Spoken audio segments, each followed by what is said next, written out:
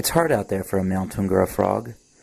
If he makes his best mating call, a short whine with a clicking chuck or two, he becomes more attractive to the females with whom he'd like to mate.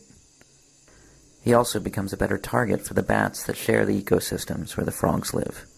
For the frog, this is just life in the rainforest with all its risks and rewards, choices and consequences.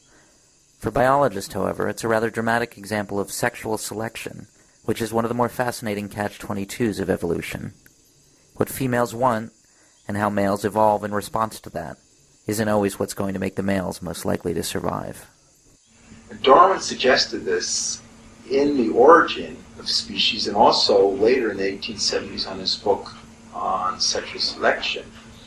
And he was immediately ridiculed by lots of his very closest colleagues, saying that, there's no evidence at all that females have this kind of input into the mating decision.